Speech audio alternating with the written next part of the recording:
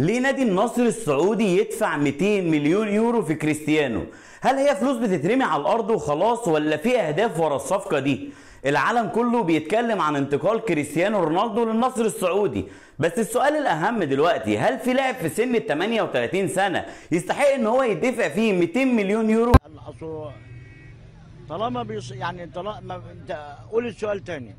بس الحقيقه ان نادي النصر السعودي والسعوديه كلها عموما اذكياء جدا، لانهم ما تعاقدوش مع لاعب كره قدم والسلام، لا خلينا نقول ان السعوديه تعاقدت مع سفير عالمي على ارضها عشان تعزز اهداف تسويقيه مختلفه.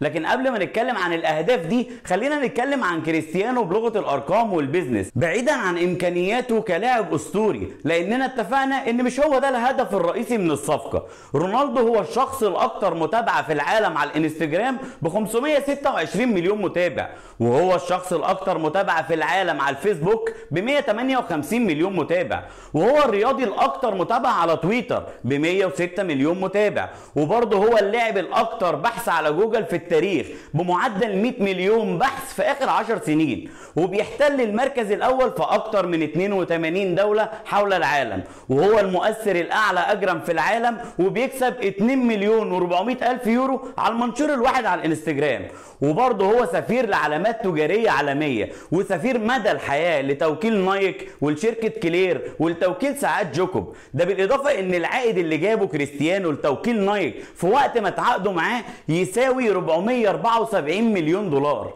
وكمان بيمتلك رونالدو علامة تجارية خاصة بيه وهي CR7 اللي بتنتج منتجات مختلفة من ملابس وعطور وأحذية ونظارات وغيره كتير من المنتجات.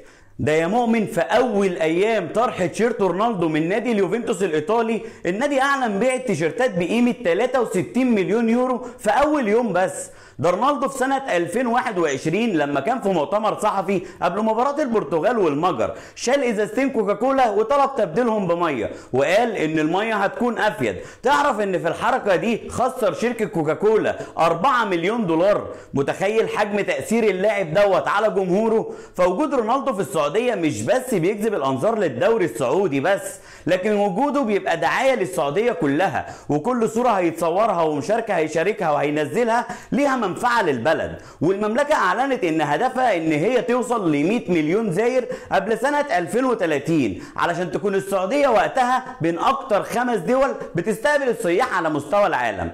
السعوديه لحد النهارده معتمده بشكل اساسي على السياحه الدينيه والعائدات النفطيه، لكن هدفها قبل 2030 تكون بلد سياحيه عالميه. ومن فتره السعوديه بدات بالفعل في تطوير مشاريع ومناطق سياحيه داخل المملكه، وده جزء من الخطه، وده كله بجانب نيه السعوديه ان هي تترشح لتنظيم كاس العالم 2030 بالمشاركه مع مصر واليونان، اللي بيتقال ان رونالدو هيكون سفير للملف بتاعها. فوجود رونالدو ما هو الا جزء من خطه كبيره جدا بداتها السعوديه من فتره، واللي يشوف الارقام دي ويسمع كويس هيعرف ان ال 200 مليون اللي مدفوعين في رونالدو مش صفقه كره وخلاص، بس الحقيقه والاعجاز بجد في اقناع رونالدو بالمشروع ده، واللي قام بالتفاوض واقناع رونالدو بجد بجد يستحق جايزه. وبكده يكون عنوان الصفقه الرئيسي كريستيانو رونالدو من اجل 100 مليون زائر للسعوديه في 2030. والاهم من ده كله انا محمد اشرف.